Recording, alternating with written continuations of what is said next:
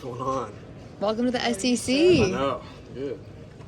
How does it feel to be a part of the SEC? It feels awesome. Obviously, new conference for us, new teams we get to play. A lot of excitement going into the season, and me and the guys are super pumped up to play. Jackson, you were at Manhattan Academy. Jalen Willow's a guy who's there. Did you get to know him at all, or what are your thoughts on him as a player? Yeah, I did get to meet Jalen. I talked to him for a little bit to air it out night, and I think he's a great dude. I think he's a great player too. Obviously, played very highly for them last year. Did a lot of great things for them, and I think he'll continue to do great things for them this year. So much newness. You're new. You don't need to go through coordinators and the whole deal, offensive line. How do you feel the newness factor is coming along and wanting to be ready for that first game, but certainly going into the SEC?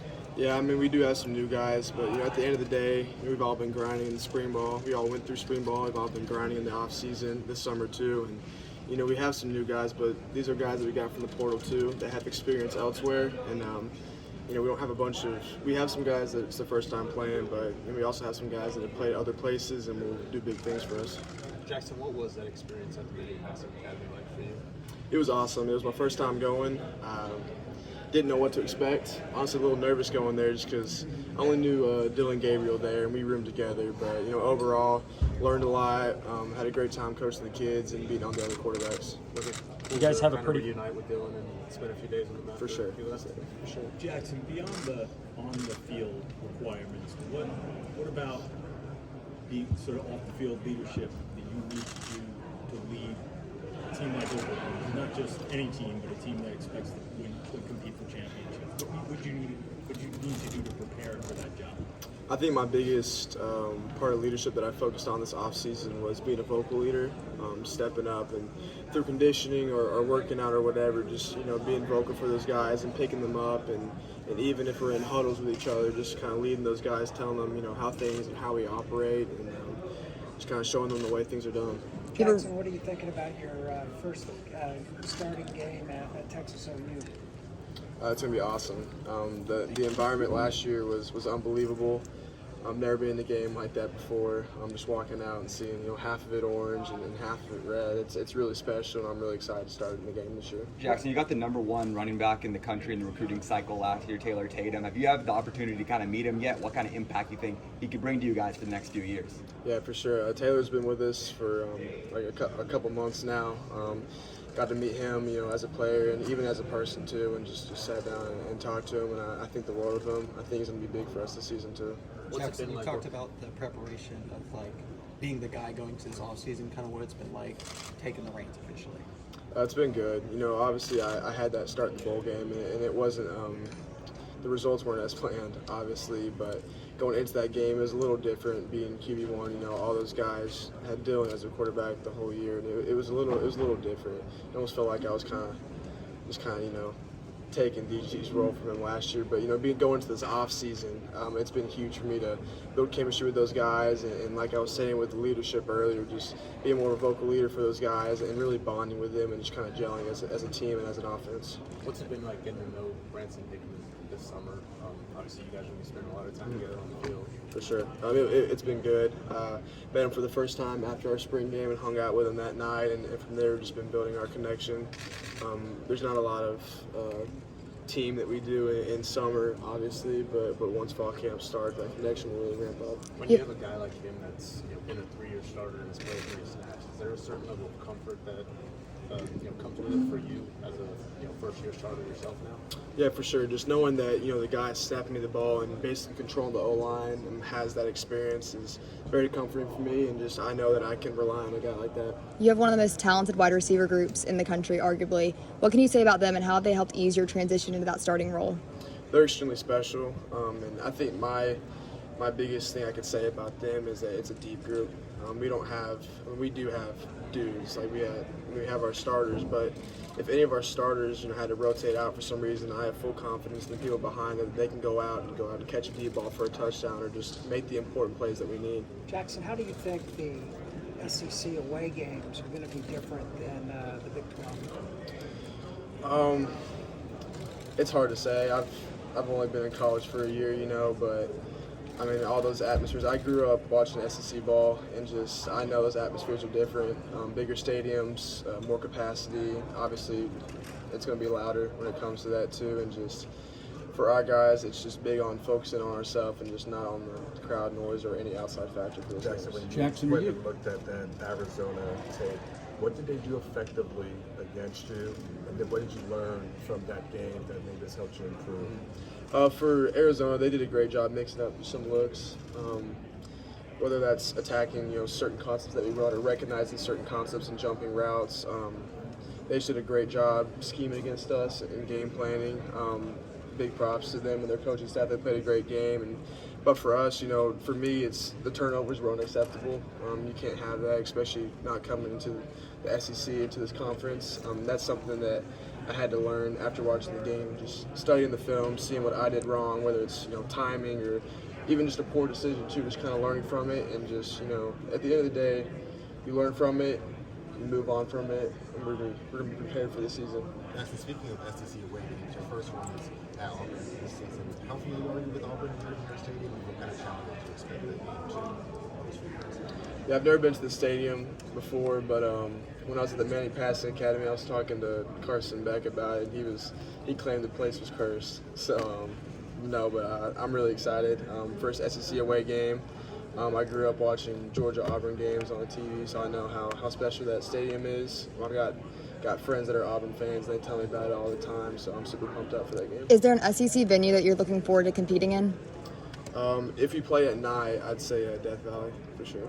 What about your Speaking of SEC away games, your first one is at Auburn this season. How familiar are you with Auburn here in your stadium, and what kind of challenge do you expect that game to? Yeah, I've never been to the stadium before, but when I was at the Manning Passing Academy, I was talking to Carson Beck about it. He claimed the place was cursed. So no, but I'm really excited. First SEC away game.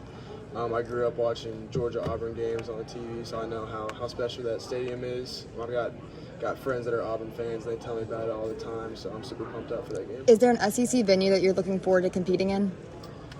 If you play at night, I'd say Death Valley for sure. That really helps our brand. I think when you look at the Jordan, SEC, the OU logo, it's amazing, man. It all comes together. OU's OU, but now it's just gotten one step bigger. And Danny, what refer to Jackson as a veteran, which I guess relative he is. One clear start. What makes you think, or what leads you to believe, what examples he's ready to lead this program? He's here today. Yeah, today I actually had the honor, kind of my first opportunity to work out with the offense. We had defense a little bit later, and so I just wanted to sit back. I wasn't as vocal as I usually was, just to kind of see how the offense does it. And the first guy to say something was Jackson Arnold. Every single day, I know that's how he is. And that really, it was kind of sense of security. Like, all right, this guy leads this offense. And, being on the other side, I didn't really see that. But now waking up today, 6 a.m., he's the first guy in there getting everyone going, kind of being that motivation, that spark plug that the offense needs. There's no doubt in my mind that he's not everything that we need. Dan, you get the practice games that look big. I imagine he can spin it pretty good. 100%. You guys saw videos of Edel in camp. The man has a rocket on an arm, and his talent and the way he can read a defense. I actually played him on Madden earlier. I killed him. But hopefully, I think the defense part he's struggling on. He didn't really know how to use her on the sticks, but he's a really good football player when the controller's not in his hands. Danny, this college football game came out, of course, on Monday, and Team Builder drops on Friday. So where is Jimmy Green Beans going to be on your depth chart when you create it? That's a good question. Obviously, he's going to be a 99 overall, 5-star out of Kansas.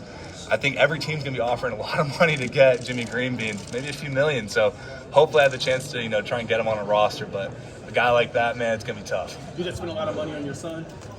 You got him to commit? He was only a 4-star, and I was able to get him for 2 cheeseburgers and a chicken wrap. So it wasn't that bad, but he's buried in the depth chart. What is Jackson like off the field with yourself? I mean, he's a goofy guy. He's kind of like how Deep G was, but at the same time, he's a great golfer. He's a really great man. He's awesome, really genuine with you. For a guy that's had so much hype, being a 5-star quarterback out of Dallas, Texas, you think he'd had really cocky. He's very humble, very to himself. But he's a great friend, great leader. Just a guy you always want to hang out with. Is there a venue? The SEC comes at Auburn this season. How familiar are you with Auburn and Jordan Stadium? What kind of challenges do you expect that game to? Well, I've never played against him, never played in that stadium, but I've already started watching film, trying to, learn as much as I can with that. They have a very good running back, very explosive, very quick, kind of a 1-2 punch with those guys. And I know kind of their system a little bit, but I can't wait for that week, man. I'm excited. Is there a venue in the SEC that you're looking forward to playing in the most? Wait, repeat your question, I'm sorry. Is there a venue in the SEC that you're looking forward to Death playing Valley. in? I think every single person's going to say that. I already know it's going to be a night game. It's going to be electric. And just kind of stories I've heard from teammates I've played there in the past. I know Dejon Terry played there, and so it's electric, and I can't wait. You entered the SEC as one of the top linebackers in the nation. Just kind of talk about what we can expect from you as a linebacker. Defense has been one of the main things in the SEC. How are you going to help OU get to that point where they become a dominant defense in the SEC? I'm going to be a leader. Kind of what I do every single day. I'm going to be the same person. I want to be the first one in. I want to be the first one out. Last one out. I'm so sorry. That's the second time I've done that mistake. Sorry. But, really kind of be like a mini Coach Venables. When all the coaches can't be there constantly. So far this summer, past few years, I'm running the meetings. I'm teaching those young guys, getting the DBs ready, getting the secondary. If a D lineman has questions, I want them to be able to come to me. They don't have to call Coach Bates and kind of figure that thing out. I want to be a resource for them. I want to have that knowledge where I'm a little, kind of a defense coordinator when I'm on that field. You kind of said, how much have you heard about Tiger Stadium and LSU and going down there players? Yeah, I've heard it quite a bit today. Obviously it's a great venue, it's a great atmosphere, and you love hostility. As a football player, in a away game like that, you live for it. Which running back is not fun to tackle? What'd you say? Which running back is not fun to tackle? On our team? Yes. Thankfully, Tawi left. That was. You saw the legs on that guy? But Emeka's got to be up there. That's a guy that's kind of had a lot of injury. But you look at him, man, you're like, this guy should be a 99 overall in the video game because he's built. But, Eric Gray was another guy that was so hard to tackle, man. He made me look silly. As a young guy, like the moves he would break out on me. And you kind of look at, Gavin Salchuk is kind of the same way with the way he's able to move and just put his foot in the ground and get north and south. And the cuts that he makes make it very difficult.